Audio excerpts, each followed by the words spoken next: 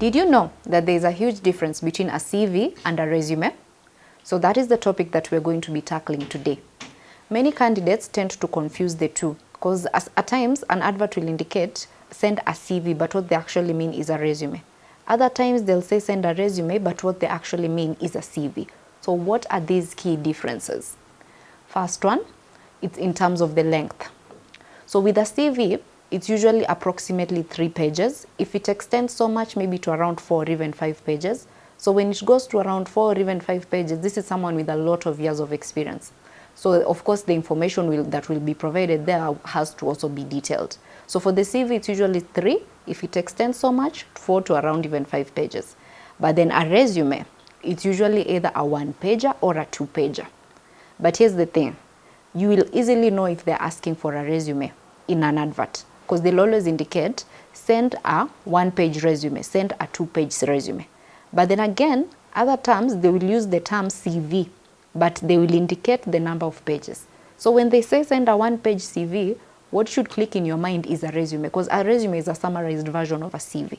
So sometimes they'll say send a 1-page CV, send a 1-page resume. But these are the one and the same thing. The only difference is in terms of the length.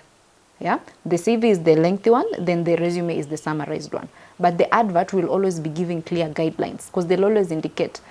Sometimes they'll even use the term send a detailed CV or send a detailed resume. So when they say that, that's automatically they're looking for a CV. So this one has to be lengthy, 3 pages, 4 pages, or even 5 pages. So that's difference number 1 in terms of the length. Number 2, it's in terms of the content. The content that will be in a CV and the content that will be in a resume are very distinct. They're very different. So in the CV, you will have your educational background, your various work experiences, your accomplishments, publications as well. So it's usually very detailed. So here is where you can exhaust a lot of things, but still in line with what the advert is looking for. Whereas in a resume, the content is rather different. Here, you focus on the specific skill set, specific accomplishments, and as well as your educational background. But the thing is here, you also need to check. They've indicated they send a 1-page CV. So chances are not everything will be incorporated, especially on the work experiences section. So you mostly in that section, it will now be focusing on accomplishments instead. But these accomplishments have to resonate with what the advert is looking for. So most of the time you'll find the resumes are still tailored towards the job adverts. Same case with the CV. So content will vary, because with the CV, there will be so much information in terms of publications, other projects that the person did, educational background, professional causes. It's usually very detailed. But in the resume, you just focus on the specifics, skills, accomplishments, your educational background as well. But remember, whatever you're putting together here has to be in sync with the advert. But the advert will always advise, if they've said 2-page CV, ensure the CV is condensed in such a manner, but focusing on the relevant information.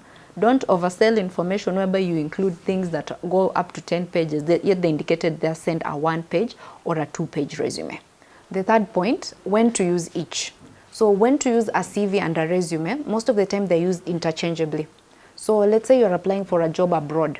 So they'll indicate there, send a resume, but what they actually mean is a CV. They may say send a CV, but what they mean is a resume. So either way, the only way you'll note the difference is they'll always specify on the number of pages. So don't get confused, especially if it's also these international jobs.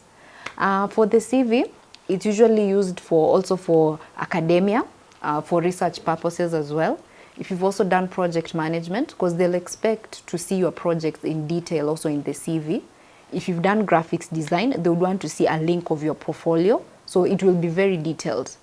Yeah, and for resumes and also again for the CV, it's still used as per the various job adverts that you'll come across. So a CV will still be tailor-made to suit a specific advert.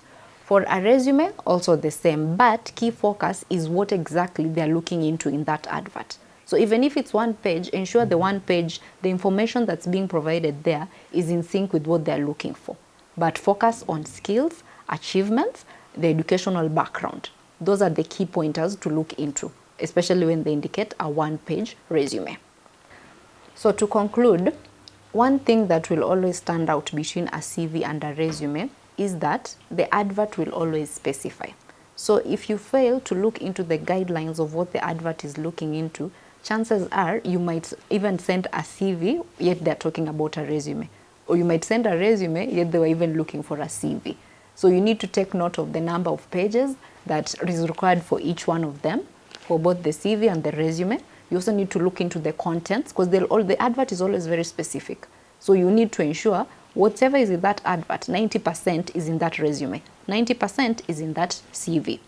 So at corporate staffing, we usually review CVs. The review is usually for free. So you can send your CVs, we have a look at them. Then me as well as my team will get in touch with you. Of course, if you would want us to write it, we usually do it at a charge. It's usually at an affordable fee. You also get to have bonus packages as well. So you can click the link below for more information.